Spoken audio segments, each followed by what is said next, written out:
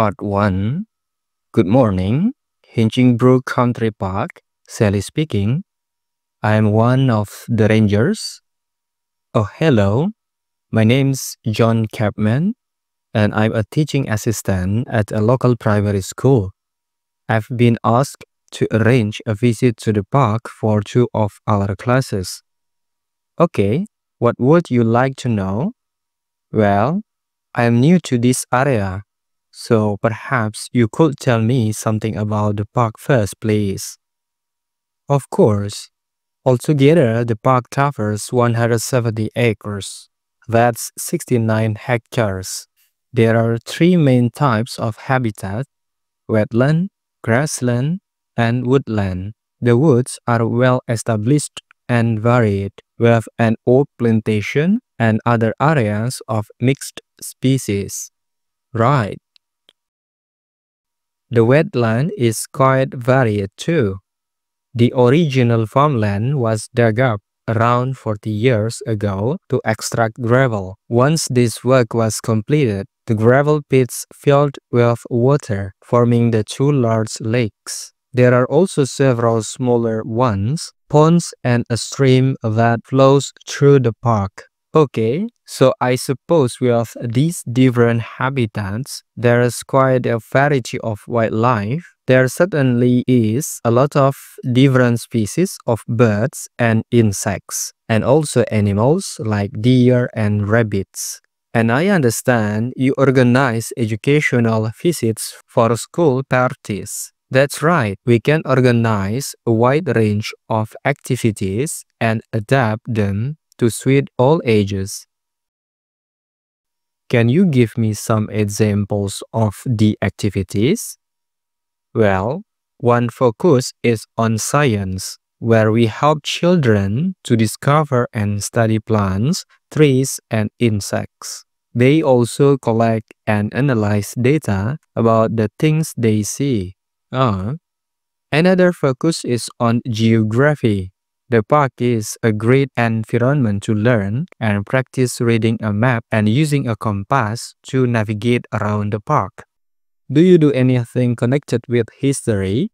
Yes, we do. For instance, the children can explore how the use of the land has changed over time. Then there is leisure and tourism. That focuses on your visitors, I would imagine.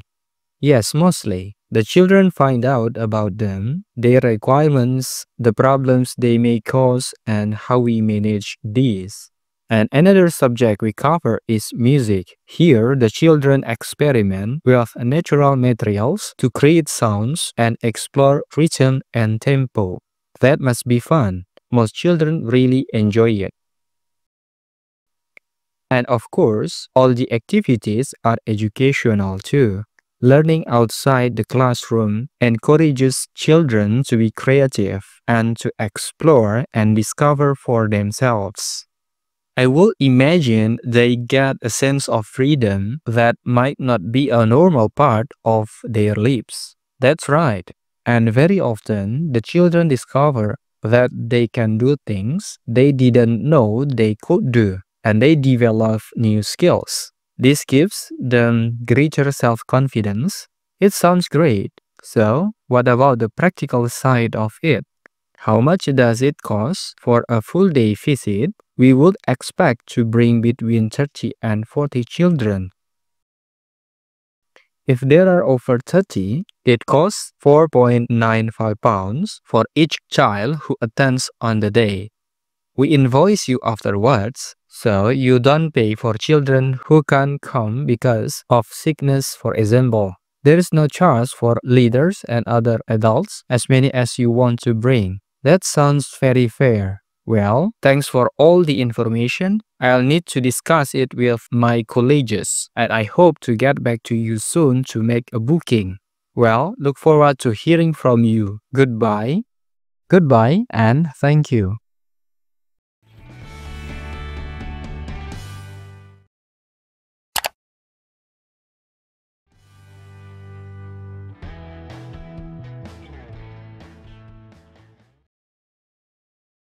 Part 1. Good morning. Hinchingbrook Country Park, Sally speaking. I am one of the rangers. Oh, hello. My name's John Capman, and I'm a teaching assistant at a local primary school. I've been asked to arrange a visit to the park for 2 of our classes. Okay, what would you like to know? Well, I'm new to this area, so perhaps you could tell me something about the park first, please. Of course. Altogether, the park covers 170 acres. That's 69 hectares. There are 3 main types of habitat: wetland, grassland, and woodland. The woods are well established and varied, with an oak plantation and other areas of mixed species. Right. The wetland is quite varied too. The original farmland was dug up around 40 years ago to extract gravel. Once this work was completed, the gravel pits filled with water, forming the 2 large lakes. There are also several smaller ones, ponds, and a stream that flows through the park. Okay, so I suppose with these different habitats, there is quite a variety of wildlife. There certainly is a lot of different species of birds and insects, and also animals like deer and rabbits. And I understand you organize educational visits for school parties. That's right, we can organize a wide range of activities and adapt them to suit all ages. Can you give me some examples of the activities? Well, one focus is on science, where we help children to discover and study plants, trees, and insects. They also collect and analyze data about the things they see. Another focus is on geography. The park is a great environment to learn and practice reading a map and using a compass to navigate around the park. Do you do anything connected with history?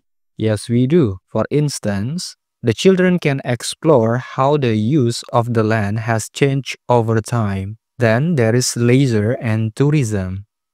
That focuses on your visitors, I would imagine. Yes, mostly. The children find out about them, their requirements, the problems they may cause, and how we manage these. And another subject we cover is music. Here, the children experiment with natural materials to create sounds and explore rhythm and tempo. That must be fun. Most children really enjoy it. And of course, all the activities are educational too. Learning outside the classroom encourages children to be creative and to explore and discover for themselves. I will imagine they get a sense of freedom that might not be a normal part of their lives. That's right. And very often, the children discover that they can do things they didn't know they could do, and they develop new skills. This gives them greater self-confidence. It sounds great. So, what about the practical side of it? How much does it cost for a full-day visit? We would expect to bring between 30 and 40 children. If there are over 30, it costs £4.95 for each child who attends on the day. We invoice you afterwards, so you don't pay for children who can't come because of sickness, for example. There is no charge for leaders and other adults, as many as you want to bring. That sounds very fair. Well, thanks for all the information. I'll need to discuss it with my colleagues, and I hope to get back to you soon to make a booking. Well, look forward to hearing from you. Goodbye. Goodbye, and thank you.